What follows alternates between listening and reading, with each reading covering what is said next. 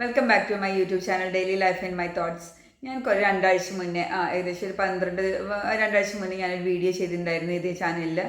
Honey റോസിൻ്റെ ആ ഒരു വിഷയത്തിൽ പോലീസ് നടപടി പെട്ടെന്ന് എടുത്തപ്പോൾ എനിക്ക് ഒരു സൈബർ വഴി എന്നെ എനിക്കും എനിക്കൊരു ആക്ഷേപം ഉണ്ടായതിനെ കുറിച്ചിട്ട് ഞാൻ പരാതി മുന്നേ കൊടുത്തിരുന്നുവെങ്കിലും പോലീസ് അതൊരു വർഷത്തോളം നീട്ടി കൊണ്ടുപോയിട്ട് അവസാനം പോലീസിന് കേസ് എടുക്കാൻ അധികാരമില്ലാത്തതിനാൽ കേസ് എടുക്കുന്നില്ല പറഞ്ഞിട്ട് എൻ്റെ പരാതി മടക്കുകയാണ് ചെയ്തത്. നിങ്ങൾക്ക് വേണമെങ്കിൽ കോടതിയെ സമീപിക്കുക എന്നുള്ളതാണ് കോടതിയല്ല പോലീസ് പറഞ്ഞത്. ഞാനത് വീഡിയോ ചെയ്തിട്ടുണ്ടായിരുന്നു. അതൊരു റീച്ച് ആവുകയൊന്നും തന്നെ ചെയ്തിട്ടില്ല. വെറും 2300 2.3K മാത്രം വ്യൂസ് ഉള്ള ഒരു വീഡിയോ ആയിരുന്നു. ഇപ്പോൾ ഞാൻ ഈ വീഡിയോ ചെയ്യാനുള്ള കാരണം അതല്ല. ഇപ്പോൾ അതിനുശേഷം തുടർന്ന് ഈ ഒരു ദിവസങ്ങളിൽ മാത്രമല്ല, ഇപ്പോൾ മാത്രമല്ല, കുറച്ച് ദിവസങ്ങളായിട്ട് ആ ഒരു വിഷയങ്ങൾ കഴിഞ്ഞതിന് ശേഷം നമ്മൾ അതിനുശേഷം പുരുഷ കമ്മീഷൻ ആവശ്യമാണെന്നും പുരുഷ കമ്മീഷന് വേണ്ടിയുള്ള ശ്രമങ്ങളെല്ലാം മുന്നോട്ട് പോകുന്നത് നമ്മൾ എല്ലാം തന്നെ മീഡിയ വഴി എല്ലാം മനസ്സിലാക്കുന്ന നമ്മളെല്ലാം അത് ആ ന്യൂസുകളെല്ലാം താല്പര്യത്തോടു കൂടി തന്നെ കേൾക്കുകയും എല്ലാം ചെയ്യുന്നു. ഇപ്പോൾ ഇതിൽ പുരുഷ കമ്മീഷൻ വേണമെന്നോ വേണ്ടാന്നോ അല്ലെങ്കിൽ അനുകൂലമെന്നോ പ്രതികൂലമെന്നോ ഒന്നും തന്നെയല്ല ഞാൻ പറയാൻ ഉദ്ദേശിക്കുന്നത്. കമ്മീഷനുകൾ എല്ലാം നല്ലത് തന്നെയാണ്. പക്ഷേ അത് സാധാരണക്കാർക്ക് കൂടി ലഭ്യമാകുന്നുണ്ടോ, സാധാരണക്കാർക്ക് നീതി ലഭിക്കുന്നുണ്ടോ, ഇതാണ് നമ്മളിതിൽ പ്രധാനമായിട്ട് നോക്കേണ്ടത്. ഇപ്പോൾ ഒരു അധികാരികൾ ആരോടെങ്കിലും ഇത് നമ്മൾ ചോദിക്കുകയാണെങ്കിൽ പിന്നെ എല്ലാം കൃത്യമായിട്ടാണ് പോകുന്നത് എന്ന് പറയും. പക്ഷേ എൻ്റെ അനുഭവത്തിൽ നിന്ന് ഞാനൊരു കാര്യം പറയാം. അപ്പം അന്ന് പറയുന്നത് കേട്ടോ, സ്ത്രീകൾക്ക് വനിതാ കമ്മീഷൻ ഉണ്ടല്ലോ, അവർ ഹ്യൂമൻസ് അല്ലേ, അവർക്ക് ഹ്യൂമൻ റൈറ്റ്സ് കമ്മീഷൻ പോലെ വനിതാ കമ്മീഷൻ വേറെ വേണോ, അങ്ങനെയൊക്കെ ചോദിക്കുന്നത് കേട്ടോ. ഞാൻ ഹ്യൂമൻ റൈറ്റ്സ് കമ്മീഷനിൽ പരാതി കൊടുത്തിട്ടുണ്ടായിരുന്നു. എനിക്ക് യാതൊരുവിധ അന്വേഷണമോ ഒരു തീരുമാനമോ ഒന്നും തന്നെ കിട്ടിയിട്ടുണ്ടായിരുന്നില്ല. ഞാൻ ബാർ കൗൺസിലിൽ പരാതി കൊടുത്തിട്ടുണ്ടായിരുന്നു. അതും യാതൊരുവിധ അന്വേഷണമോ യാതൊന്നും കിട്ടിയില്ല. പിന്നെ വനിതാ കമ്മീഷനിൽ ഞാൻ പരാതി കൊടുത്തില്ല എന്നുള്ള വാസം തന്നെ. അപ്പോൾ വേണമെങ്കിൽ പറയാം, നിങ്ങൾ വനിതാ കമ്മീഷന് കൊടുത്താൽ നിങ്ങൾ വനിത ആയതുകൊണ്ട് തീർച്ചയായിട്ടും നിങ്ങൾക്ക് കിട്ടുന്നതാണ്. പക്ഷേ ബാക്കി എല്ലാ സ്ഥലങ്ങളിലും നമ്മൾ ഒറിജിനൽ രേഖകളും കൊണ്ട് നമ്മൾ വാതിലുകളും മുട്ടി നോക്കുമ്പോൾ യാതൊരു പിൻബലം, അതായത് ഒരു സ്വാധീനമോ പിൻബലമോ ഒന്നും തന്നെ ഇല്ലാതെ എൻ്റെ വിശ്വാസം എന്തായിരുന്നു, സത്യം എൻ്റെ കയ്യിലുണ്ടെങ്കിൽ, എൻ്റെ രേഖകൾ ക്ലിയർ ആണെങ്കിൽ എനിക്ക് വിജയിക്കാൻ പറ്റും, അല്ലെങ്കിൽ എനിക്ക് ഇത് തെളിയിക്കാൻ പറ്റും എന്നുള്ള ഒരു വിശ്വാസത്തോടു കൂടി, വളരെയധികം ആത്മവിശ്വാസത്തോടു കൂടി ഞാൻ മുന്നോട്ട് പോയി. പക്ഷേ ഒരു ഏതെങ്കിലും കൊടുത്തൊരു പരാതിക്കൊരു മറുപടിയെങ്കിലും എനിക്ക് ലഭ്യമായിരുന്നു എന്നുണ്ടെങ്കിൽ ഇന്ന് ഞാൻ ഈ ഒരു വീഡിയോ ആയിട്ട് ഞാൻ വരുമായിരുന്നില്ല. എന്നെ പോലുള്ള സാധാരണക്കാർക്ക് ഒരുപാട് പേർക്ക് ഈ അനുഭവങ്ങൾ ഉണ്ടായിരിക്കും. ഞങ്ങൾക്ക് പറയാൻ വേദികളില്ല. ഞങ്ങൾ പറഞ്ഞിട്ടുണ്ടെങ്കിൽ സാധാരണ ഇപ്പം ഞാൻ പറഞ്ഞല്ലോ, ഒരു വീഡിയോ ചെയ്തപ്പോൾ വെറും 2.3K മാത്രം വ്യൂസേ വന്നിട്ടുള്ളൂ. ഇത് വീഡിയോയ്ക്ക് വ്യൂസ് വേണമെന്നുള്ള ആവശ്യത്തിൽ പറയുന്ന വീഡിയോ ഒന്നും തന്നെയല്ല. സാധാരണക്കാരായ ഞങ്ങളെ പോലുള്ളവർ എവിടെ വന്ന് പറയും? ഇത് നമ്മൾ ഒരു പരാതി കൊടുത്തു കഴിഞ്ഞാൽ ഈ തരത്തിലുള്ള കമ്മീഷനുകളിലോ അതല്ലാന്നുണ്ടെങ്കിൽ ഓഫീസുകളിലോ അധികാരികൾക്കോ ആർക്കെങ്കിലും ഒരു പരാതി കൊടുത്തു കഴിഞ്ഞാൽ നമുക്ക് നീതി ലഭിച്ചില്ല എന്നുണ്ടെങ്കിൽ ഞങ്ങൾ എവിടെ വന്ന് പറയണം? ആ ഒരു കാര്യം ചോദിക്കാൻ. കമ്മീഷനുകൾ ഉണ്ടായതുകൊണ്ട് മാത്രം കാര്യമില്ലല്ലോ. സ്വാധീനമുള്ളവർക്കോ അല്ലെങ്കിൽ കൂടുതൽ അതിന് ചോദ്യം ചെയ്യാൻ അറിവും പിന്നെ എന്താ പറയുക, എനിക്കൊക്കെ അപ്പം തന്നെ ഞാൻ ഒരുപാട് വിൽക്കുന്നുണ്ട്. എൻ്റെ ഈ പറയുന്ന ഈ ഒരു ഇതിൽ തന്നെ ഞാൻ എത്ര പ്രാവശ്യം വിൽക്കുന്നുള്ളത് എൻ്റെ ഈ ഒരു വീഡിയോ എണ്ണുമ്പോൾ ചിലപ്പോൾ അറിയണം ഞാനൊരു സാധാരണക്കാരി മാത്രമാണ്. എനിക്കൊരു ക്യാമ്പയിൻ നടത്തിയിട്ടോ ഒരു പ്രസംഗം നടത്തിയിട്ടോ അല്ലെങ്കിൽ ഒരുപാട് ലോ പോയിന്റ്സ് വെച്ചിട്ട് പറയാനോ ഒന്നും തന്നെ എനിക്ക് അറിവില്ല. അങ്ങനെയുള്ളൊരു സാധാരണ. പക്ഷേ നമുക്ക് ഗ്രീവൻസുകൾ ഉണ്ടെങ്കിൽ അല്ലെങ്കിൽ നമ്മൾ പറ്റിക്കപ്പെട്ടിട്ടുണ്ടെങ്കിൽ നമ്മളതിന് ഇങ്ങനത്തെ കാര്യങ്ങൾക്ക് വലിച്ചഴച്ചുന്നുണ്ടെങ്കിൽ, അതായത് നമ്മൾ എങ്ങനെ നമുക്ക് നീതി നമ്മൾ നേടണം. നമ്മൾ സ്വയം പൊരുതേണ്ട ചില അവസരങ്ങൾ വരുമല്ലോ. നമുക്ക് ആരും ഇല്ലാത്തൊരവസ്ഥകൾ വരും. നമ്മൾ പറ്റിക്കപ്പെട്ട് കഴിഞ്ഞാൽ നമുക്ക് ആരും ഇല്ലാത്തൊരവസ്ഥ വരും. നമ്മൾ മാത്രം ആ ഒരു സാഹചര്യത്തിൽ കൂടെ മുന്നോട്ട് പോകേണ്ടതായ ഒരു അവസ്ഥ വരും. ആ ഒരു അവസ്ഥയിൽ നമ്മൾ എവിടെ പോയിട്ട് നീതി വാങ്ങണം? ഇതാണ് എനിക്ക് ഈ ഒരു സാഹചര്യത്തിൽ ചോദിക്കാനുള്ളത്. ഞാൻ പുരുഷ കമ്മീഷൻ വരുന്നതുകൊണ്ട് യാതൊരു കുഴപ്പമില്ല. എൻ്റെ വീട്ടിലുണ്ടായിരിക്കും പുരുഷന്മാർ, അല്ലെങ്കിൽ എൻ്റെ എനിക്ക് നമ്മുടെ ചുറ്റുപാടിലുണ്ട് ഒരുപാട് പുരുഷന്മാർ. പറ്റിക്കപ്പെടുന്നവരുണ്ടാവാം, അപകീർത്തിപ്പെടുന്നവരുണ്ടാവാം, ജീവിതം നശിക്കപ്പെട്ടവരുണ്ടാവാം, അവരൊക്കെ രക്ഷപ്പെടണം, എല്ലാവർക്കും വേണം. അതേപോലെ തന്നെ സ്ത്രീകളുണ്ട്. പക്ഷേ സാധാരണക്കാരായ എത്ര പേർക്ക് ഇത് നീതി ലഭിക്കുന്നുണ്ട് തന്നെയാണ് ആവർത്തിച്ച് ചോദിക്കാനുള്ളത്, വീണ്ടും ആവർത്തിച്ച് ചോദിക്കാനാണ്. അങ്ങനെ അപ്പോൾ അതുകൊണ്ട് ഒരു പരാതി തന്നു കഴിഞ്ഞാൽ അതിനെ എത്രയും പെട്ടെന്ന് ഒരു തീർപ്പ് കൽപ്പിച്ച്, സ്ത്രീ ആയാലും പുരുഷനായാലും മനുഷ്യ പരിഗണന മാത്രം കിട്ടിയാൽ മതി. നീതി നടപ്പാക്കണം, നീതി നടപ്പാവണം. ഇപ്പോൾ പുരുഷ കമ്മീഷൻ ഇന്നലെ റിപ്പബ്ലിക് ഡേയുടെ അന്ന് ശ്രീ രാഹുൽ ഈശ്വറിൻ്റെ യൂട്യൂബ് ചാനലിൽ ഞാൻ കാണുന്നുണ്ടായി. അവരുടെ നമ്പർ തന്നിട്ടുണ്ട്. കേരളത്തിൽ 144 MLA നമ്പറുകൾ തന്നിട്ടുണ്ട്. അതിൽ നമ്മൾ അതൊക്കെ നിങ്ങൾ ആ വീഡിയോ കണ്ടിട്ടുണ്ടായിരിക്കും. ഞാൻ ആ ഒരു അതിലത്തെ കണ്ടന്റിലേക്കെല്ലാം ഞാൻ പോകുന്നത്. ഇങ്ങനെ അതിൻ്റെ കാര്യങ്ങൾ മുന്നോട്ട് പോകുന്നു. ഇത് രാഹുൽ ഈശ്വറിൻ്റെ എതിരെ ഒരു കേസ് ആയിട്ടില്ല. അതിപ്പോൾ അവിടെ പറയാൻ പാടുമോ അതൊന്നും എനിക്കറിയില്ല. എനിക്കിതിൻ്റെ ഒന്നിൻ്റെ നിയമവശങ്ങളൊന്നും അറിഞ്ഞിട്ടല്ല ഞാൻ സംസാരിക്കുന്നത്. ആ ഒരു സമയത്ത് രാഹുൽ ഈശ്വറിന് അതിൻ്റെ പോയിന്റുകൾ എടുത്തിട്ട് അവർക്ക് തിരിച്ച് അതിനെ പ്രൊട്ടക്റ്റ് ചെയ്ത് നിൽക്കാനും അവർക്ക് ഹൈക്കോടതി പോയി എല്ലാ കാര്യത്തിനും അവർക്ക് അതിനുള്ള എന്താ പറയുക അറിവും വിദ്യാഭ്യാസവും അത് പറഞ്ഞ് വേണ്ട രീതിയിൽ പറഞ്ഞതിന് റിയാക്ട് ചെയ്യാനുള്ള കഴിവുണ്ടായി. അതുകൊണ്ട് ആയിരിക്കാം അവർക്കൊരു പക്ഷേ നീതി ലഭിച്ചത്. രാഹുൽ ഈശ്വർ തന്നെ ക്യാമ്പയിനല്ല എന്താ മീഡിയകളിൽ പറയുന്നുണ്ടായിരുന്നു. പിന്നെ നിവിൻ പോളി, നമ്മളെല്ലാം ഇഷ്ടപ്പെടുന്നതും സിനിമകളിലെല്ലാം ആസ്വദിക്കുന്ന നടന്ന നിവിൻ പോളിക്കെതിരെ ഒരു പരാതി കൊടുത്തു, പ്രസ് മീറ്റ് നടത്തി, നിവിൻ പോളിയെ തെളിയിച്ചു. വിനീത് ശ്രീനിവാസനൊക്കെ വന്ന് പറയുന്ന ആ ഒരു കാര്യങ്ങളൊക്കെ നമ്മൾ കുറേ പേരൊക്കെ കണ്ടിട്ടുണ്ടായിരിക്കും, ഏത് സെറ്റിലായിരുന്നു അങ്ങനത്തെ കാര്യങ്ങളെല്ലാം. അവർക്ക് അങ്ങനെയെല്ലാം പ്രസ് മീറ്റ് എല്ലാം നടത്താൻ പറ്റി. നമ്മളെ പോലെ സാധാരണക്കാർക്ക് നമുക്കെതിരെ ഒരു കള്ളപ്പരാതി ഉണ്ടാകുമ്പോൾ എല്ലാ റിപ്പോർട്ടുകളും എഴുതി കഴിഞ്ഞ ശേഷമാണ് പ്രവാസികളായി ഞങ്ങൾ അറിയുക പോലും ചെയ്യുന്നത്. അപ്പോഴേക്കും നമ്മുടെ ജീവനും സ്വത്തിനും സംരക്ഷണം കിട്ടണ്ടേ, എല്ലാ കാര്യങ്ങൾക്കും നമുക്ക് സംരക്ഷണം കിട്ടണ്ടേ. ആ ഒരു സമയത്ത് നമ്മളിത് അറിയുക പോലും ചെയ്യുന്നില്ല. പിന്നീട് നമുക്കെതിരെ കള്ള റിപ്പോർട്ടുകൾ ഉണ്ടാക്കിയിട്ട് കള്ള തെളിവുകൾ നിരത്തി കഴിഞ്ഞിട്ട് നമ്മുടെ പാസ്പോർട്ട് രേഖ നമ്മൾ ഹാജരാക്കുമ്പോൾ അത് ഞങ്ങളെല്ലാം അന്വേഷിക്കേണ്ട ആ റിപ്പോർട്ട് അങ്ങോട്ട് പോയി, ഈ റിപ്പോർട്ട് ഇങ്ങോട്ട് പോയി, അപ്പുറത്തേക്ക് പോയി എന്ന് പറഞ്ഞാൽ നമ്മൾ ചക്രശ്വാസം വലിപ്പിക്കുമ്പോൾ അങ്ങോട്ടും ഇങ്ങോട്ടും ഓടിപ്പിച്ച് ചക്രശ്വാസം വലിപ്പിച്ച് വർഷങ്ങളോളം നീക്കുമ്പോൾ ഈ ഞാനൊരു സ്ത്രീയാണ്, എനിക്ക് വേണ്ടി ആരെങ്കിലും സംസാരിക്കാനുണ്ടായോ? ഇതുപോലെ എത്ര സ്ത്രീകൾ നമ്മുടെ കേരളത്തിലുണ്ട്. ഇപ്പോൾ ഗ്രീഷ്മയ്ക്ക് വധശിക്ഷ ലഭിച്ചു. ശ്രീ കമാൽ പാഷ സാറൊക്കെ അതിന് കുറച്ച് പോയിന്റുകൾ എടുത്തിട്ട് പറഞ്ഞു കഴിഞ്ഞപ്പോൾ ആ കമൻറ്റ് സെക്ഷൻ നമ്മൾ വായിച്ചു കഴിഞ്ഞാൽ നമുക്ക് പോലും സഹതാപം തോന്നും. ഇപ്പോൾ ഗ്രീഷ്മയ്ക്ക് അതൊരു കോടതി വിധിയാണ് ഗ്രീഷ്മയ്ക്ക് ലഭിച്ചത്. അതിലത്തെ തെറ്റോ ശരിയോ അല്ല ഞാനൊന്നും ഉദ്ദേശിക്കുന്നത്. ഗ്രീഷ്മ ഒരു സ്ത്രീയല്ലേ, സ്ത്രീയായിട്ട് ഗ്രീഷ്മയ്ക്ക് ശിക്ഷ വിധിച്ചിട്ടില്ലേ ഇവിടെ? പിന്നെ അപ്പോൾ സ്ത്രീകൾക്ക് ശിക്ഷ വിധിക്കില്ല എന്നും സ്ത്രീകളാണ് എല്ലാ തെറ്റുകളും പുരുഷന്മാർ ആവശ്യമില്ലാതെ ഞങ്ങൾ എന്താ പറയുക ബുദ്ധിമുട്ടിച്ചു കൊണ്ടിരിക്കുക എന്നുള്ളതും അങ്ങനെയൊന്നും ആരും പറയരുത്. ഒരു ഭാഗത്ത് 4 സ്ത്രീകൾ ബുദ്ധിമുട്ടുമ്പോൾ ചിലപ്പോൾ മറുഭാഗത്ത് 3 പുരുഷന്മാർ ചിലപ്പോൾ ബുദ്ധിമുട്ടുന്നുണ്ടാവുള്ളൂ. ഞാൻ അനുവാദം പറഞ്ഞതല്ല കേട്ടോ, ഞാൻ ഒന്നും തന്നെ മനസ്സിലാക്കി പറഞ്ഞതല്ല. അല്ലെങ്കിൽ ഈക്വലായിട്ട് തന്നെ പറയാം. 4 സ്ത്രീകൾ ബുദ്ധിമുട്ടുമ്പോൾ അവർക്ക് നീതി ലഭിക്കാതെ മുന്നോട്ട് പോകുമ്പോൾ അതേപോലെ തന്നെ 4 പുരുഷന്മാരും ബുദ്ധിമുട്ടിയിട്ട് നീതി ലഭിക്കാതെ പോകുന്നുണ്ട്. മനുഷ്യർക്കാണ് നീതി ലഭിക്കേണ്ടത്. യഥാർത്ഥത്തിൽ നീതിയാണ് ലഭിക്കേണ്ടത്. അതിന് ഏത് കമ്മീഷനുകൾ വന്നിട്ടാണെങ്കിൽ പോലും നമ്മൾ എവിടെ പരാതി കൊടുത്തിട്ടുണ്ടെങ്കിലും മറുപടി പോലും കിട്ടില്ല എന്നുള്ളത് എൻ്റെ ഗ്രീവൻസ് ഞാൻ രേഖാമൂലം ഞാൻ തുറന്ന് വീഡിയോകൾ ഞാൻ ചെയ്ത് ഞാൻ കാണിക്കാം. ഇത് അല്ലാതെ ഇത് റീച്ചിന് വേണ്ടിയിട്ടോ എൻ്റെ ചാനൽ മോണിറ്റൈസ് പോലും ആവാത്തൊരു ചാനൽ മാത്രമാണ്. പക്ഷേ ആ ഒരു എന്താ പറയുക ആ ഒരു ചാനലിൽ ഞാൻ പറഞ്ഞു എനിക്ക് എവിടെ എത്താൻ വേണ്ടിയിട്ടല്ല ഞാൻ. എന്നാൽ പോലും എൻ്റെ ഒരു ഗ്രീവൻസ്, എൻ്റെ ഒരു വിഷമം ഞാൻ എവിടെ പറയണമെന്ന് അറിയാതെ തന്നെ ഓക്കെ പുരുഷ കമ്മീഷൻ വരട്ടെ, എൻ്റെ ഹസ്ബൻഡും ഒരു പുരുഷനാണല്ലോ, അവർക്കും നീതി ലഭിക്കും, നമുക്ക് നോക്കാം. അപ്പോൾ അന്ന് പറയരുത് ഇത് ഓക്കെ പരാതി വാങ്ങിയിട്ട് അവിടെ വെച്ച് അന്വേഷിക്കട്ടെ നോക്കട്ടെ, ഇതിപ്പോൾ അങ്ങനെ റിപ്പോർട്ട് വന്നല്ലോ ഇങ്ങനെ റിപ്പോർട്ട് വന്നല്ലോ അങ്ങനെ പറയാൻ പാടില്ല.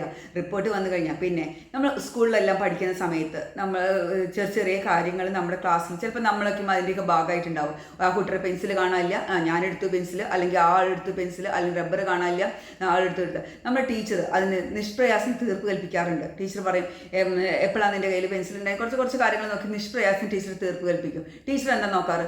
തെളിവുകൾ വേഗം നോക്കും. അത് നിൻ്റെ ബാഗിൻ്റെ കയ്യിൽ നിന്ന് എടുത്തിട്ട് ബാഗിൽ വെച്ചു, അല്ലെങ്കിൽ പിന്നെ അങ്ങോട്ട് വലിച്ചെറിഞ്ഞ് കുഞ്ഞ് ചില പരാതികളും ഒക്കെ ഉണ്ടാവും. ടീച്ചർ വേഗം അതിന് തീർപ്പ് കൽപ്പിക്കും. അതേപോലെ തന്നെയാണ് ഈ പല കാര്യങ്ങളും നിഷ്പ്രയാസം തീർപ്പ് കൽപ്പിക്കാവുന്ന പല കാര്യങ്ങളുണ്ടല്ലോ. നമ്മൾ തെളിവ് കൊണ്ടുപോയി വെച്ചിട്ടാണ് കാണിക്കുന്നത്. നമ്മളില്ലാത്ത ദിവസം നമ്മുടെ പേരിൽ ഒപ്പിട്ടിട്ട് പോകുന്ന കാര്യങ്ങൾക്ക് പാസ്പോർട്ട് രേഖകളും എല്ലാ കാര്യങ്ങളും ഇവരുടെ പിന്നെ ഒരു ഓഫീസിൽ പാലിക്കേണ്ട നിയമാവലികൾ, ഫിനാൻസ് സ്ഥാപനങ്ങൾ പാലിക്കേണ്ടതായ നിയമാവലികൾ നമ്മൾ ആ പേജുകൾ എടുത്തിട്ട് നമ്മൾ അണ്ടർലൈൻ ചെയ്ത് കാണിച്ചു കൊടുത്തിട്ട് പോലും ഒരു വ്യക്തിക്കെതിരെ പോലും കേസ് എടുക്കാതെ എൻ്റെ കുടുംബത്തിൽ ഇല്ലാതെയൊക്കെ കുറച്ച് ആൾക്കാരുണ്ട്, കുറച്ച് ആൾക്കാരും കുറച്ച് ഉദ്യോഗസ്ഥരുണ്ട്. എന്നിട്ട് ആരെങ്കിലും എന്തെങ്കിലും നടപടികൾ എടുക്കുന്നുണ്ടോ? ഏത് കമ്മീഷനിലാണ് ഞാൻ പോയി പരാതിപ്പെടുന്നത്? ഹ്യൂമൻ റൈറ്റ്സ് കമ്മീഷനിലൊക്കെ പരാതി ഞാൻ കൊടുത്തു കഴിഞ്ഞു. ഇതെല്ലാം ഇന്നലെ കഴിഞ്ഞ ദിവസം ഒന്നല്ല കൊടുത്തത്, മുന്നേ. അയ്യോ അത് ഒരാൾക്ക് തെറ്റിപ്പറ്റിപ്പോയ ഈഗോ സമ്മതിക്കുന്നില്ല ഇവരെന്നെ അത് തിരുത്താൻ വേണ്ടിയിട്ട്. ഞാൻ പല റിട്ടയർഡ് SP-മാരുടെയും ഒക്കെ പല ചാനലുകളിലും ഞാൻ കാണുന്നുണ്ടായിട്ടുണ്ട്. അതുപോലെ പല ജഡ്ജി അങ്ങനെയൊക്കെയുള്ള ആരും പേരൊന്നും എടുത്തിട്ട് ഞാൻ പ്രതിപാദിക്കുന്നില്ല.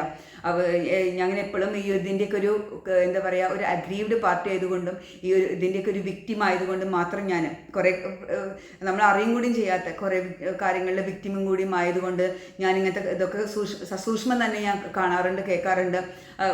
അപ്പോൾ അവർ പറയാറുണ്ട്, നമ്മുടെ സർക്കാർ സ്ഥാപനങ്ങളിൽ ഒരു തെറ്റ് പറ്റിക്കഴിഞ്ഞാൽ ഈഗോ സമ്മതിക്കില്ല ഒരിക്കലും തിരുത്താൻ എന്നുള്ളത്.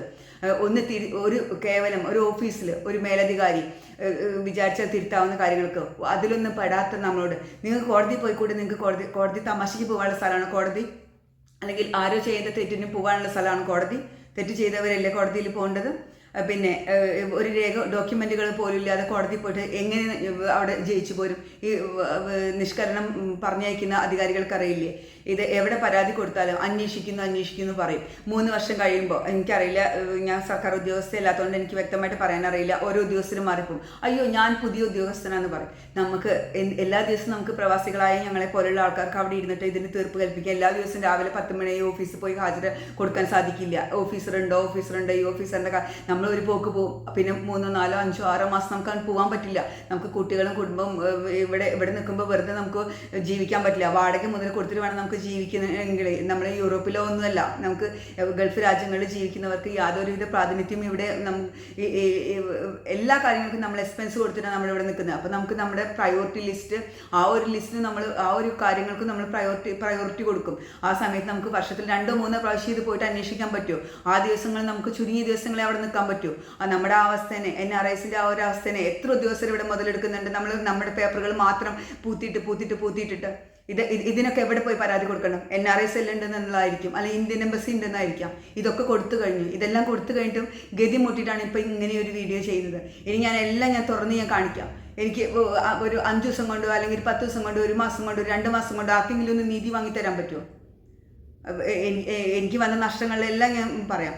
ഈ ലോകത്തിലെ ക്രൈം എന്ന് പറഞ്ഞാൽ റേപ്പോ അല്ലെങ്കിൽ എന്താ സ്ത്രീ അധിക്ഷേപങ്ങളോ കൊലപാതകമോ മാത്രമല്ല ഈ ലോകത്തിലെ ക്രൈമുള്ളൂ. അങ്ങനെയാണെങ്കിൽ നമ്മുടെ നിയമസംഹിത എത്രയേ കട്ടി ബുക്കുകളാണ് നമ്മുടെ നിയമങ്ങൾ, എത്രയും സെക്ഷൻസ്. എനിക്ക് ആ ഭാഗമൊന്നും ആധികാരികമായിട്ട് പറയാൻ അറിയാത്തതുകൊണ്ട് ഞാനതൊന്നും പറയുന്നില്ല.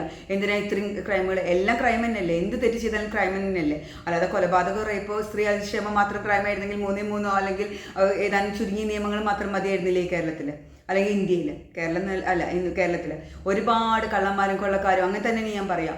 നമ്മുടെ നാട്ടിൽ ഏതാനും കുറച്ച് പേർക്ക് മാത്രം എന്താ പറയുക അവിടെ നീതി ലഭിക്കും എനിക്കറിയില്ല. അല്ലെങ്കിൽ നമ്മൾ കാണുന്ന ഇതാണോ നീതി എനിക്കറിയില്ല. ഇപ്പം ഗ്രീഷ്മയുടെ ഇപ്പോഴാണ് കോടതി വിധി വന്നത്. 2022 ഒക്ടോബർ 14 തീയതിയാണ് ആ സംഭവം ഉണ്ടായിരിക്കുന്നത്. ആ സംഭവം എന്താണെന്നൊക്കെ എല്ലാവർക്കും അറിയുന്നതാണ്. ഞാനത് വീണ്ടും ആവർത്തിക്കുന്നില്ല. മാതൃകാപരമൊന്നുമല്ല, അതുകൊണ്ട് വീണ്ടും ആവർത്തിക്കുന്നില്ല. പിന്നെ 2024 ഒക്ടോബർ 25 തീയതിയാണ് ഷാരോൺ മരണപ്പെട്ടിരിക്കുകയും ചെയ്തിരിക്കുന്നത്. പിന്നെ ആ ഷാരോൺ എന്നൊക്കെ പറയുന്നത് ഷാരോൺ മരണപ്പെട്ടിരിക്കുകയും ചെയ്തിരിക്കുന്നത്. അതിനൊന്നും ഒരിക്കലും ഇതിന് എന്താ പറയുക, നമ്മൾ ഇപ്പോൾ പറയുമ്പോൾ ഇമോഷണലി ഞാനിതിനെ ഈ എല്ലാ കാര്യങ്ങളും പറയുന്നതുകൊണ്ടാണ് എനിക്കങ്ങനെ ഒരു തെറ്റ് പറ്റുന്നുണ്ടെങ്കിൽ തന്നെ പറ്റുന്നത്. കാരണം ഇമോഷണലി നമ്മൾക്ക് അത്ര വറീഡാണ്. ഇമോഷണലി നമ്മളെ ഇത് ഹിറ്റ് ചെയ്തുകൊണ്ടിരിക്കുകയാണ് നമ്മുടെ ഈ അവസ്ഥകൾ. അതുകൊണ്ട് മാത്രമാണ് ഞാൻ ഇങ്ങനെ പറയുന്നത്. അപ്പോൾ അതിനുശേഷം ഇത്രയും 2 വർഷം കൊണ്ട് കാര്യങ്ങൾക്ക് തീർപ്പുണ്ടായി. ഓക്കെ, തീർപ്പുണ്ടായി എന്നല്ല ഞാൻ പറയുന്നത്, ഒരു വിധി വന്നു. അതേ സംബന്ധിച്ചു എത്ര കാര്യങ്ങളിൽ ഇതുപോലെ വിധി കിട്ടാറുണ്ട്. അപ്പോൾ അന്ന് എനിക്കിപ്പോഴും ഓർമ്മയുണ്ട് ആ ന്യൂസ് നമ്മൾ ഞെട്ടലോട് കൂടി കേട്ടത്. എനിക്ക് എൻ്റെ ഓർമ്മ ശരിയാണെന്നുണ്ടെങ്കിൽ സെൻറ്റൻസുകൾ എനിക്ക് വ്യക്തമായിട്ട് പറയാനറിയില്ല. കണ്ടന്റ് ഇതായിരുന്നു, പ്രണയം നടിച്ച് വിളിച്ചു വരുത്തിയിട്ട് കാമുകി വിഷം കൊടുത്തു കൊന്നു, ഇങ്ങനെയൊക്കെയായിരുന്നു നമ്മൾ കണ്ടിരുന്നത്. അപ്പം അന്നേ ഗ്രീഷ്മ പ്രതിയല്ല എന്നോ ഒന്നും തന്നെ ഇല്ലാണ്ട് ഞാൻ പറയുന്നത്. തെറ്റ് ചെയ്തിട്ടുണ്ടോ ഇല്ലേ അതൊന്നുമല്ല ഞാൻ പറയുന്നത്. അതൊന്നും പറയാൻ നമ്മളൊന്നും ആളല്ല, അതൊക്കെ കണ്ടെത്തിയിട്ടുണ്ട്, അതൊന്നുമല്ല പറയുന്നത്. പക്ഷേ അന്നേ മീഡിയയെല്ലാം വിധി എഴുതിയിട്ടുണ്ടായിരുന്നു ഇന്നതാണെന്നുള്ളത്. അതുപോലെ സസ്നേഹ ശ്രീലേഖ എന്നുള്ള മാഡത്തിൻ്റെ ചാനല്, ശ്രീലേഖ IPS മാഡത്തിൻ്റെ ചാനൽ ഞാൻ സ്ഥിരമായി കാണാറുണ്ട്. എനിക്ക് വളരെ ഇഷ്ടപ്പെട്ട മാഡമാണ് ശ്രീലേഖ IPS. ഞാൻ നേരിട്ട് കണ്ടിട്ടും ഒന്നും തന്നെ ഇല്ല, പക്ഷെ ഞാൻ അവരുടെ ഓരോ വീഡിയോസും ഞാൻ കാണാറുണ്ട്. അവർ സിനിമ നടൻ ദിലീപിൻ്റെ കാര്യങ്ങൾ പറയുന്നുണ്ടായിരുന്നു. നിങ്ങളെല്ലാവരും അത് കണ്ടിട്ടുണ്ടായിരിക്കും. അതിലൊക്കെ അവർ കുറച്ച് ഫാക്റ്റുകൾ പറയുന്നുണ്ട്. ഇതൊക്കെ തന്നെ എൻ്റെയൊക്കെ കാര്യത്തിൽ സംഭവിച്ചിട്ടുണ്ട്. ആദ്യം നടന്നതൊന്നുമല്ല പിന്നീട് ഉണ്ടാവുന്നത്. ഭാവന സ്ക്രിപ്റ്റുകൾക്കനുസരിച്ചിട്ടാണ് മുന്നോട്ട് പോയ ഒരുപാട് അനുഭവങ്ങൾ എൻ്റെയൊക്കെ ജീവിതത്തെ പ്രതികൂലമായിട്ട് ബാധിച്ചിട്ടുണ്ട്. ഇതൊക്കെ എവിടെ പോയിട്ട് തെളിയിക്കേണ്ടത്? അതായത് ആ വീഡിയോ ആവർത്തിച്ച് എന്ത് പറയുന്നു അത് തന്നെയാണ് ഇവിടെ നടക്കുന്നത്. അത് എങ്ങനെയാണ് നമ്മുടെ കാര്യങ്ങൾ നമ്മൾ മീഡിയയുടെ മുന്നിലേക്ക് എത്തിക്കേണ്ടത്. പിന്നെ എന്നെയൊക്കെ ചതിയിൽപ്പെടുത്തിയവർക്ക് കൂടുതൽ അതിൽ പ്രധാനമായിട്ട് പിന്നെ ചതിയിലേക്ക് നമ്മളിപ്പോൾ എടുത്തുന്ന വ്യക്തികളിൽ ഒരാൾക്ക് നല്ല ഞാൻ പറയുന്ന വ്യക്തികൾക്ക് അവർക്ക് കുറച്ച് പേർക്ക് നന്നായി സംസാരിക്കാൻ അറിയാം, കുറച്ച് പേർക്ക് നിയമങ്ങൾ അറിയാം, കുറച്ച് പേർക്ക് അവർ പിന്നെ ഒരു കളത്തിൽ എഴുതുമ്പോൾ അത് മായ്ക്കാനും മറച്ചു പിടിക്കാനും അവർക്കറിയാം. അങ്ങനെ നിന്നു. നമ്മളോ ഞാൻ ഇമോഷണലിയാണ് ഇതിനെല്ലാം നേരിടുന്നത്.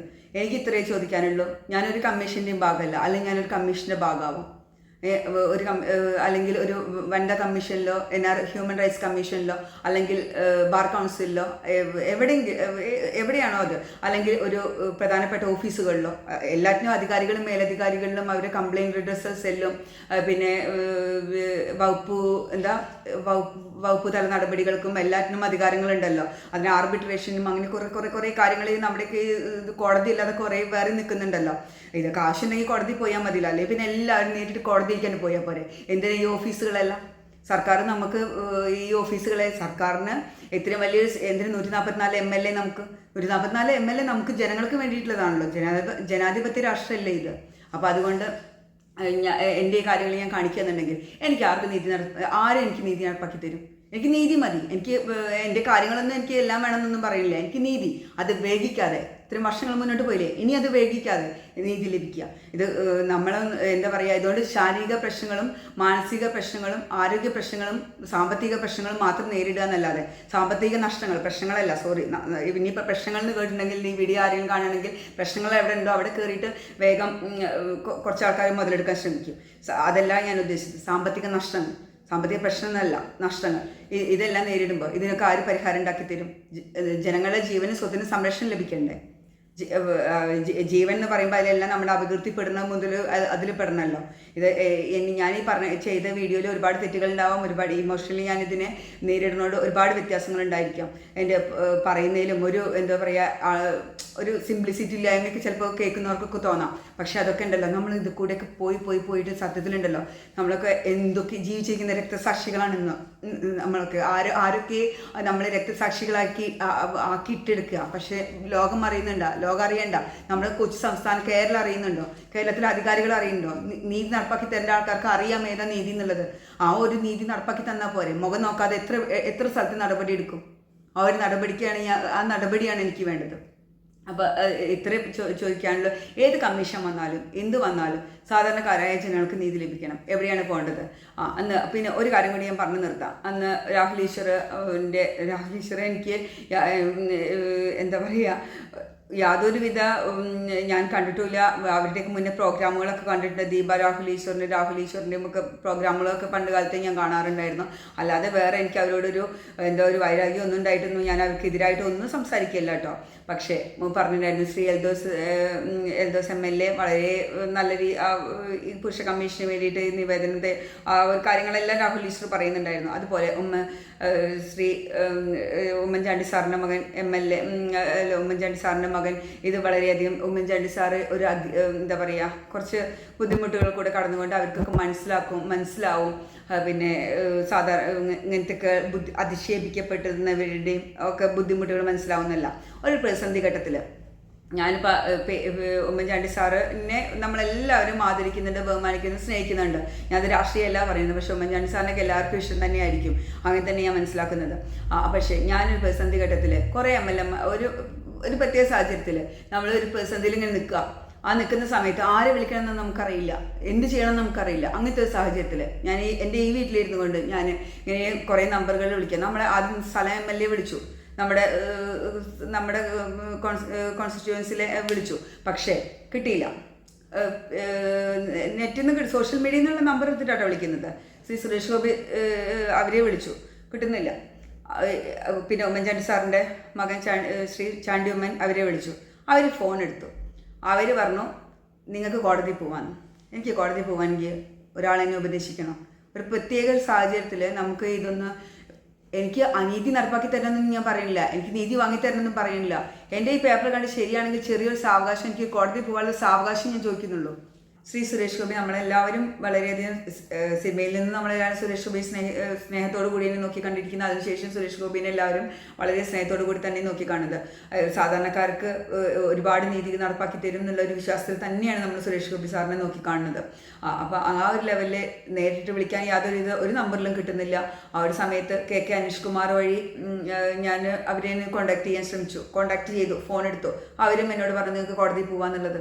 കോടതി പോകണമെങ്കിൽ നമുക്ക് സാവകാശം വേണ്ടേ, നമുക്ക് കുറച്ച് ഡോക്യുമെന്റ്സ് വേണ്ടേ, നമുക്ക് എന്തെല്ലാം കാര്യങ്ങൾ വേണം. നമ്മൾ ഇവരോട് ആരോടും എനിക്ക് കോടതി പോകാതെ എനിക്ക് നീതി വാങ്ങി തരണം എന്നല്ല ഞാൻ പറയുന്നത്. എനിക്ക് കുറേ നീതികൾ നിഷേധിക്കപ്പെടുന്നുണ്ട്. അതെന്തൊക്കെയെന്നുള്ളത് ഞാൻ സമൂഹത്തിന് മുന്നിൽ ഞാൻ കാണിക്കാൻ ആഗ്രഹിക്കുന്നുണ്ട്. എത്ര പേര് എനിക്ക് വീഡിയോ എത്തുന്നുള്ളത് അറിയില്ല. ഞാൻ സാധാരണക്കാരിയായ എന്നെ പോലുള്ള കുറേ പേരുണ്ടായിരിക്കും. എല്ലാവർക്കും കിട്ടട്ടെ ഈ നീതി. അതിന് വേണ്ടിയിട്ടാണ് നമ്മുടെ എല്ലാവരും ശ്രമങ്ങൾ. നമ്മുടെ എല്ലാവരും ശ്രമങ്ങൾ എന്ന് പറഞ്ഞാൽ ഞാനിവിടെ വീട്ടിൽ നിന്ന് ശ്രമിച്ചിട്ടൊന്നും ആവാൻ പോകുന്നില്ല. അതെനിക്ക് അറിയാമെന്നില്ല. പക്ഷേ സാധാരണ പറഞ്ഞു തന്നെ ആവർത്തിച്ച് പറയുകയാണ്, ആ ഒരു വിഷമം കൊണ്ട് മാത്രം തന്നെ പറയുകയാണ്. സാധാരണക്കാർക്ക് സുതാര്യമാവണം. നമ്മുടെ എല്ലാ തരത്തിലുള്ള കമ്മീഷനുകളാണെങ്കിലും അതെ, ഓഫീസേഴ്സ് ആണെങ്കിലും അതെ, എല്ലാം അനീതി ഒന്നും തന്നെ നമുക്ക് വേണമെന്ന് നമ്മൾ ആരും ആവശ്യപ്പെടില്ല. ഒരു ഭാഗം ശരിയുണ്ടാവും, ഒരു ഭാഗം തെറ്റുണ്ടായിരിക്കാം. ആ തെറ്റുകൾ രണ്ട് സ്ഥലത്തെയും ഡോക്യുമെന്റ്സുകൾ വെച്ചിട്ട്, അല്ലാതെ ഒരു ഓഫീസർ എഴുതിയ റിപ്പോർട്ടിൻ്റെ അടിസ്ഥാനത്തിൽ ദയവായിട്ട് നിങ്ങൾ ഒരു രീതി ഉണ്ടായിരിക്കും, ഇല്ലയെന്ന് പറയില്ല. പക്ഷെ ഓഫീസർമാർ തെറ്റെഴുതി വെച്ചിട്ടുണ്ട് എൻ്റെ കാര്യത്തിൽ. ഞാൻ 100% ഞാൻ ഉറപ്പോട് കൂടി ഞാനത് വളരെ വൈകാരികമായി തന്നെ ഞാനത് അതിന് മുന്നേ പറയുന്നു. ഓഫീസർമാർ തെറ്റെഴുതി വെച്ചിട്ടുണ്ട്. ആ തെറ്റെഴുതിയത് ദയവായിട്ട് തുറന്നു വരുന്ന ഓഫീസേഴ്സ് എന്തുകൊണ്ട് തിരുത്തുന്നില്ല? ഒന്ന് തിരുത്തിക്കൂടെ? ഇത്രയും സ്ട്രോങ് ആയിട്ട് ഞാൻ വൈകാരികമായിട്ട് തന്നെ ഞാൻ അത് പറയുകയാണ്. അതിന് ഞാൻ കുറച്ച് തെളിവുകൾ കൊടുന്ന് കാണിച്ചു തന്നാൽ എതിർഭാഗം നാവ് കൊണ്ട് പറയുന്നത് കേട്ട് നിങ്ങളെല്ലാവരും റിപ്പോർട്ട് എഴുതാതെ ഈ തെളിവുകൾ നോക്കിയിട്ട് നിങ്ങളൊന്ന് ദയവായിട്ട് ഈ റിപ്പോർട്ട് എഴുതിയിട്ട് എൻ്റെ ഈ പ്രശ്നത്തിനൊരു പരിഹാരം. ഇപ്പം ഞാനിതൊരു എന്താ പറയുക, ഒരു കളക്റ്റീവായിട്ടോ ഒന്നും തന്നെയല്ലേ പറയുന്നത്. ഞാനൊരു സിംഗിൾ വ്യക്തിയാണ്. ഇതുപോലെ ഒരുപാട് പേർക്കുണ്ട്. അപ്പോൾ ഈ ഒരു സിസ്റ്റം ഒന്ന് ഓരോ ഓഫീസേഴ്സും അവർക്ക് അധികാരം കിട്ടിക്കഴിഞ്ഞാൽ നിങ്ങളൊന്ന് തുറന്നു നോക്കൂ. തെറ്റ് ചെയ്യാത്തവർ പോകാനുള്ള സ്ഥലം മാത്രമാണ് കോടതി. എന്നോട് ആണെന്ന് പറഞ്ഞ് പോലീസുകാരൊക്കെ ഉണ്ട്. തെറ്റ് ചെയ്യാത്തവരെന്നെ കോടതി പോകണമെന്നൊക്കെ പറഞ്ഞ കേരള പോലീസൊക്കെ പോലെ ഏതാനും ചില ഉദ്യോഗസ്ഥരുണ്ട്. ഞാൻ അവരാരെയും പേരെടുത്ത് പറയുകയൊന്നും തന്നെ ചെയ്യുന്നില്ല. തെറ്റ് ചെയ്യാത്തവരാണ് ഇത്ര കോടതി പോകുന്നുണ്ട്. അവർക്ക് പുറത്തുനിന്ന് നീതി ലഭിക്കാൻ ബുദ്ധിമുട്ടാന്ന് പറഞ്ഞവരുണ്ട്. അപ്പോൾ അവർ പോവും കോടതിയിൽ. കുറേ കഴിയുമ്പോൾ അവർ ബുദ്ധിമുട്ടിയിട്ട്, അതായത് തെറ്റ് ചെയ്തവർക്ക് ഇത്ര ക്രൈം എന്താ പറയുക, അന്നിപ്പോൾ മുഴുവൻ ഇപ്പോൾ ഇവിടെ പറഞ്ഞു കഴിഞ്ഞാൽ നമുക്ക് അതൊക്കെ അന്ന് റെക്കോർഡ് ചെയ്തിട്ട് ഞാൻ സോഷ്യൽ മീഡിയയിൽ ഇടണമായിരുന്നു. പക്ഷേ എനിക്ക് അതിനൊന്നുള്ള പ്രാപ്തിയൊന്നും ഉണ്ടായിരുന്നില്ല. എനിക്ക് അതിനുള്ള പ്രാപ്തിയില്ല, അതിനുള്ള കഴിവില്ല, ഒന്നും തന്നെ ഇല്ല. ഇപ്പോഴത്തെ പോലും ഞാൻ എങ്ങനെയാ ഇതിനെ കടിച്ചു പിടിച്ചിരുന്നിട്ടാണ് ഈ ഒരു സംസാരം പോലും സംസാരിക്കുന്നത്. അപ്പോൾ അതുകൊണ്ട് ഇത്രേ പറയാനുള്ളൂ. നീതി ലഭിക്കുക, നീതി വൈകിക്കാതെ നീതി ലഭിക്കുക, നീതി ലഭിക്കേണ്ടവർക്ക് ലഭിക്കുക. ഡോക്യുമെൻ്റൽ എവിഡൻസുകൾ ദയവായി നിങ്ങൾ നോക്കണം. ഒരു എന്താ പറയുക, ഏതെങ്കിലും ഒരു കാര്യത്തിൽ മാത്രം അല്ലാതെ എല്ലാ കേസുകളിലും, ഒരു ഗ്രീഷ്മയുടെ കേസ് മാത്രമല്ല നമ്മുടെ കേരളത്തിലുള്ളൂ, അല്ലെങ്കിൽ ഏതെങ്കിലും റേപ്പ് കേസോ ഒന്നും മാത്രമല്ല ഞാൻ കേരളത്തിലുള്ളൂ. അതിനൊന്നും ഞാൻ ഗ്രാവിറ്റി കുറച്ച് കാണുകയല്ല കേട്ടോ. അതൊക്കെ ഗ്രാവിറ്റി കൂടിയ വളരെയധികം കാര്യങ്ങളാണ് തന്നെയാണ്. പിന്നെ എനിക്ക് ഗ്രീഷ്മ അങ്ങനത്തെയൊക്കെയുള്ള കേസുകളിൽ ഒന്നാണ് എനിക്ക് 2 പെൺകുട്ടികളുടെ അമ്മ എന്നുള്ള നിലയ്ക്ക് എനിക്ക് ഒന്നേ പറയാനുള്ളൂ. നിങ്ങൾ ദയവായിട്ട് കുട്ടികളെ പഠിക്കാൻ പോകുന്ന സമയത്ത് കുറച്ച് ആ ഒരു കാര്യത്തിന് കുറച്ചൊരു പ്രാധാന്യം കൊടുത്തുകൊണ്ട്, ഇങ്ങനത്തെ കാര്യങ്ങളൊക്കെ സ്വാഭാവികമായിട്ട് വരും. നിങ്ങൾ അതിൻ്റെ ഇടയിൽ കുറേ പ്രണയം വേണ്ടാന്നൊന്നുമല്ല ഞാൻ ആരോടും പറയുന്നത്. നമുക്കതൊക്കെ അതൊന്നും എന്താ മനുഷ്യനല്ലേ എന്നല്ല, മനുഷ്യന്മാർക്ക് ഉണ്ടാവുന്നതല്ലേ എന്നുള്ളത് വേണമെങ്കിൽ ചോദിക്കും. അതൊന്നുമല്ല ഞാൻ പറയുന്നത്. എന്നാലും നിങ്ങൾ കുറച്ചൊരു ബുദ്ധിപൂർവ്വം എല്ലാ കാര്യങ്ങളും കുറച്ചൊരു നേരിടാൻ ശ്രമിക്കുക. ടീനേജ് കഴിഞ്ഞ് നിങ്ങളുടെ ചിന്താഗതികളും നിങ്ങളുടെ സംസാരവും ചിന്താഗതികളും ആവശ്യങ്ങളും ഒക്കെ നിങ്ങൾക്ക് മാറും. നിങ്ങളുടെ എല്ലാം മാറും, നിങ്ങളുടെ സാഹചര്യങ്ങളും മാറും. അപ്പോൾ ഈ നല്ല പഠിക്കുന്ന കുട്ടികൾക്കൊക്കെ തോന്നും എനിക്ക് ഇതൊന്നും പോരാ, എനിക്ക് അതൊക്കെ വേണം, അങ്ങനെ വേണം എന്നൊക്കെ തോന്നും. അതൊന്നും ആരും ന്യായീകരിക്കില്ല. അപ്പോൾ അതുകൊണ്ട് നിങ്ങൾ മനസ്സിലാക്കേണ്ടത്, ടീനേജ് വരെ നിങ്ങൾക്ക് ഒരു ചിന്താഗതി, ടീനേജ് കഴിഞ്ഞ് നിങ്ങൾക്ക് വേറെ ചിന്താഗതി എന്നാണ്. ഞാൻ സബ്ജക്റ്റിൽ നിന്ന് മാറുന്നില്ല. എനിക്ക് ഇത്രേ പറയാനുള്ളൂ. ദയവായിട്ട് എൻ്റെ ഈ വീഡിയോ എല്ലാവരും ഇഷ്ടപ്പെടുകയാണെങ്കിൽ ലൈക്ക് ചെയ്യുക, ഷെയർ ചെയ്യുക, സബ്സ്ക്രൈബ് ചെയ്യുക. ഇത് മാക്സിമം ആളുകളിലേക്ക് എത്തിക്കുക. സാധാരണക്കാർക്ക് നീതി ഉറപ്പാക്കുക. ഏത് തരം കമ്മീഷനുകളിലൂടെ ആണെങ്കിൽ പോലും, പുരുഷ കമ്മീഷനായാലും വനിതാ കമ്മീഷനായാലും ഹ്യൂമൻ റൈറ്റ്സ് കമ്മീഷനാണെങ്കിലും ആരാണെങ്കിലും, നമ്മൾ ഗവൺമെൻറ് വഴി ആരാണെങ്കിലും സാധാരണക്കാർക്ക് നീതി ഉറപ്പാക്കുക. ഇത്ര മാത്രമേ പറയാനുള്ളൂ.